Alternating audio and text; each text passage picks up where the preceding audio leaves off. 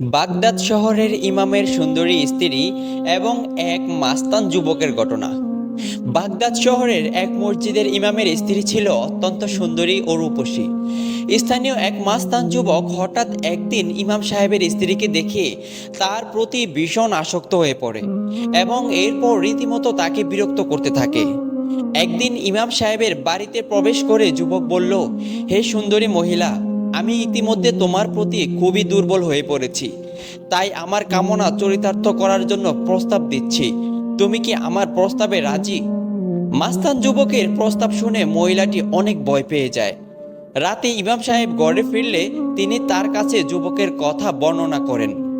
ইমাম সাহেব বললেন, তুমি রাজি হয়ে যাও, তবে একটা শর্তে। শর্তটা হলো, যদি যুবক একটানা 40 দিন প্রথম তাকবীরের সহিত জামাতের সাথে আমার মসজিদে সালাত আদায় করতে পারে, তবেই তুমি রাজি হবে। পরের দিন যুবক এসে মহিলাকে জিজ্ঞেস করলো, আমার প্রস্তাবের ব্যাপারে তোমার মত কি? মহিলা বললেন, আমি একটি শর্তে রাজি আছি, যদি তুমি শর্ত পূরণ করতে পারো। তখন যুবক বলল, কি শর্ত? মহিলা বলল, শর্তটি হচ্ছে বিরতি না দিয়ে একটানা 40 দিন প্রথম তাকবীরের সহিত জামাতের সাথে সালাত আদায় করতে হবে।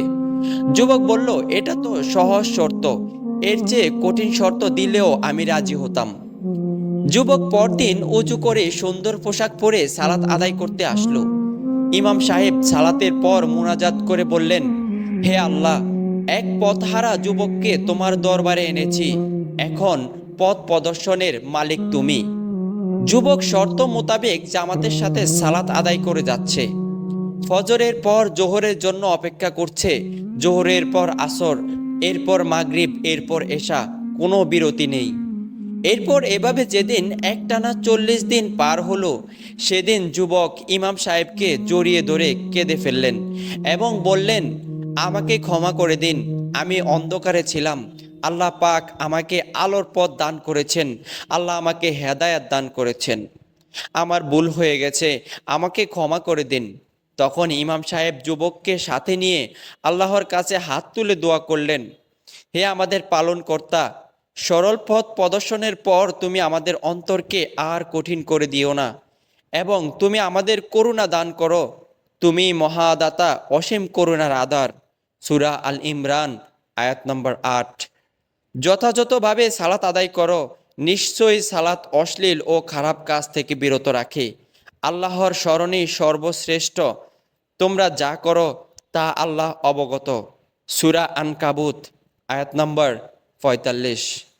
আসুন আমরা আল্লাহর পথে চলি, নবী রাসূলদের দেখানো পথে চলি, 5 ওয়াক্ত নামাজ আদায় করি, আমাদের জীবনটা অনেক সুন্দর হয়ে যাবে। আল্লাহ আমাদেরকে 5 ওয়াক্ত নামাজ পড়ার তৌফিক দান করুক, ইসলামের পথে চলার তৌফিক দান করুক। আমিন।